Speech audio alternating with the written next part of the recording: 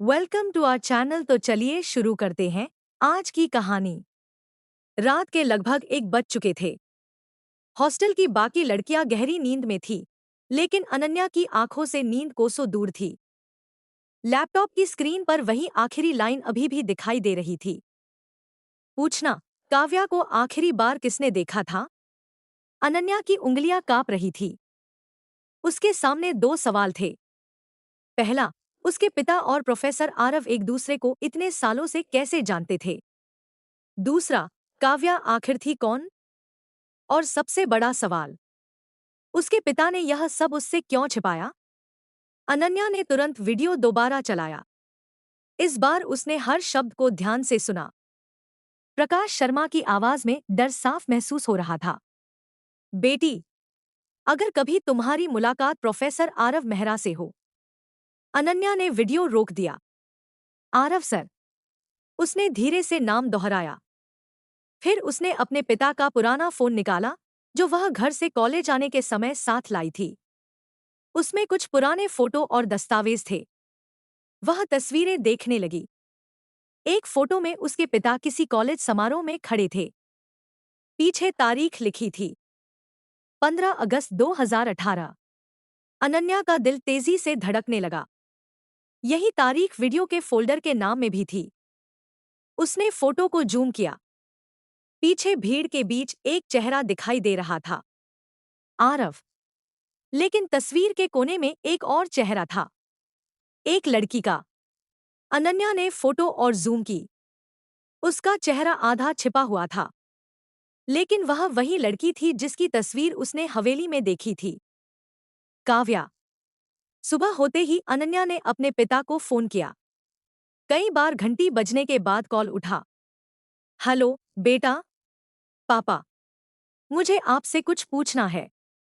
प्रकाश शर्मा कुछ पल चुप रहे। पूछो।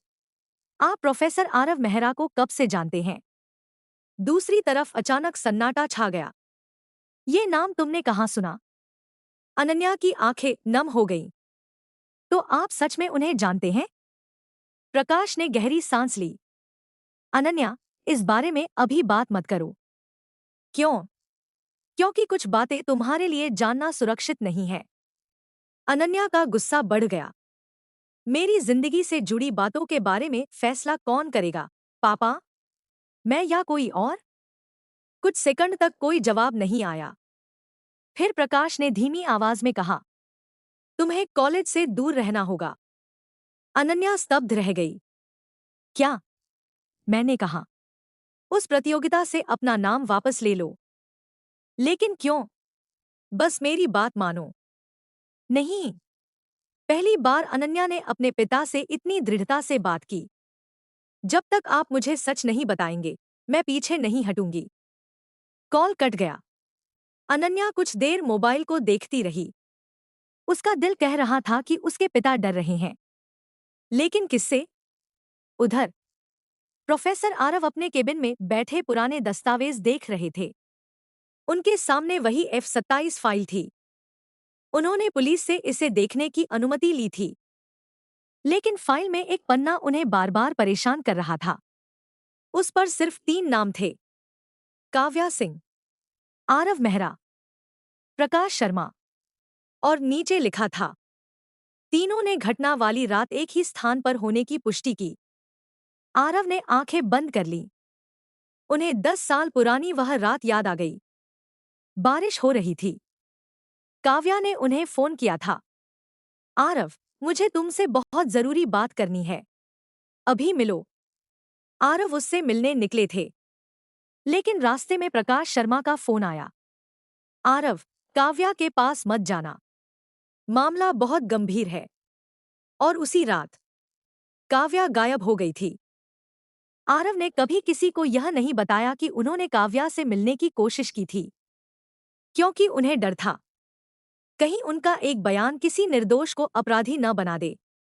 लेकिन अब उन्हें एहसास हो रहा था कि उनकी चुप्पी ने शायद समस्या को और बड़ा कर दिया था। अचानक दरवाजा खुला।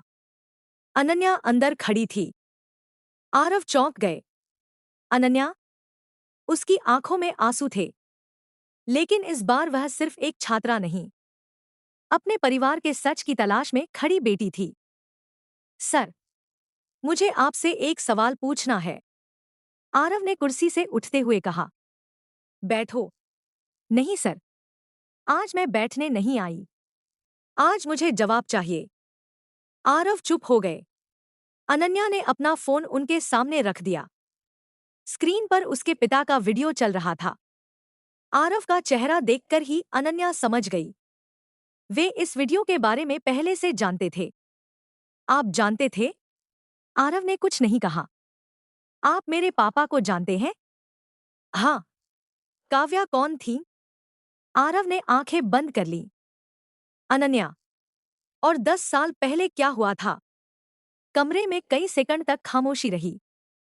फिर आरव ने बहुत शांत आवाज में कहा, काव्या मेरी बहुत करीबी दोस्त थी। अनन्या की आंखें उठीं। सिर्फ दोस्त? आरव ने उसकी ओर देखा। हाँ। उन्होंने जानबूझकर उस समय की अपनी निजी भावनाओं का कोई विवरण नहीं दिया। लेकिन वह अचानक गायब हो गई। और उसके बाद तुम्हारे पिता ने मुझे कुछ ऐसा बताया जिसने मेरी पूरी जिंदगी बदल दी। क्या? आरव जवाब देने ही वाले थे कि अचानक उनका फोन बज उठा। स्क्रीन पर एक अनजान नंबर था। उन्होंने कॉल उठाई। दूसरी तरफ से आवाज आई, अगर अनन्या को पूरा सच बताया तो अगली बार सिर्फ चिट्ठी नहीं मिलेगी। कॉल कट गया। आरव ने फोन धीरे से नीचे रखा। अनन्या ने सब सुन लिया था।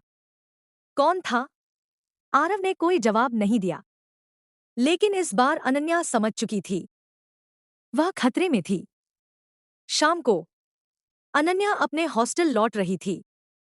रास्ते में उसने महसूस किया कि कोई उसका पीछा कर रहा है। उसने पीछे मुड़कर देखा। एक काली कार थोड़ी दूरी पर खड़ी थी। वह आगे बढ़ी। कार भी धीरे धीरे आगे बढ़ी। अनन्या का दिल तेज धड़कने लगा। उसने तुरंत रिया को फोन किया। रिया, मैं हॉस्टल के पास हूं।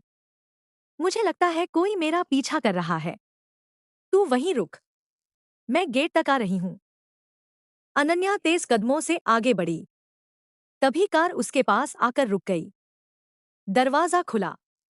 अनन्या पीछे हट गई। लेकिन कार से बाहर निकला व्यक्ति देखकर वह हैरान रह गई। विवान, तुम? विवान ने गंभीर स्वर में कहा। हाँ। तुम मेरा पीछा क्यों कर रहे थे? क्योंकि कोई और तुम्हारा पीछा कर रहा था। अनन्या ने चारों तरफ देखा। काली कार के पीछे एक दूसरी बाइक खड़ी थी। विवान ने धीरे से कहा, मैंने उस आदमी को तुम्हारी तरफ आते देखा था। वह मेरे पास से गुजरते हुए फोन पर किसी से कह रहा था। विवान कुछ पल रुका। उसने कहा, लड़की अब सच के बहुत करीब है। अनन्या के चेहरे का रंग उड़ गया। तुमने उसका चेहरा देखा? नहीं। हेलमेट पहना था। तो तुमने मेरी मदद क्यों की? विवान कुछ पल चुप रहा। फिर बोला, क्योंकि हर लड़ाई जीतना जरूरी नहीं होता। कभी कभी किसी को सुरक्षित रखना ज्यादा जरूरी होता है। यह कहकर वह वापस कार में बैठ गया। अनन्या उसे जाते हुए देखती रही। शायद उसने पहली बार विवान के अंदर छिपे एक अलग इंसान को देखा था। उसी रात आरव अपने घर में बैठे थे। उन्होंने अपनी पुरानी डायरी खोली। एक पन्ने पर काव्या की लिखावट थी। अगर कभी अनन्या को सच बताना पड़े तो उसे मेरे बारे में नहीं, उसके पिता के बारे में पहले बताना। आरव की सांसें थम गईं। उन्होंने पन्ने को दोबारा पढ़ा। अनन्या, काव्या ने 10 साल पहले ही उसका नाम क्यों लिखा था? आरव ने जल्दी से डायरी के बाकी पन्ने पलटे। आखिरी पन्ने पर एक और वाक्य था। जिस बच्ची को तुम आज सिर्फ प्रकाश की बेटी समझते हो, वह इस पूरी कहानी की सबसे महत्वपूर्ण कड़ी है। आरव कुर्सी से उठ खड़े हुए। नहीं। उनकी आवाज कांप रही थी। अनन्या का इस सब से क्या संबंध है?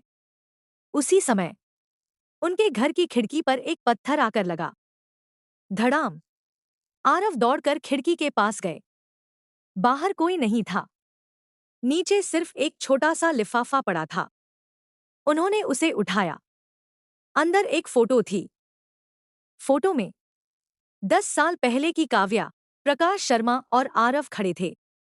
लेकिन इस बार फोटो में एक चौथी चीज दिखाई दे रही थी। एक छोटी बच्ची की तस्वीर, जिसे काव्या अपनी गोद में पकड़े हुए थी। आरव के हाथ कांपने लगे। फोटो के पीछे लिखा था, अब बताओ प्रोफेसर, अनन्या तुम्हारे लिए सिर्फ एक छात्रा है। आरव ने तस्वीर को घूरते हुए देखा। उनके चेहरे पर सदमा था, क्योंकि तस्वीर देखकर उन्हें पहली बार एहसास हुआ काव्या और अनन्या के बीच कोई ऐसा संबंध था जिसके बारे में उन्हें भी पूरी सच्चाई नहीं पता थी। और अब वह रहस्य अनन्या की जिंदगी को हमेशा के लिए बदलने वाला था। अगर आपको ये कहानी अच्छी लगी हो तो वीडियो को लाइक, शेयर और कमेंट जरूर करें और ऐसी ही कहानियों के लिए चैनल को सब्सक्राइब करना ना भूलें।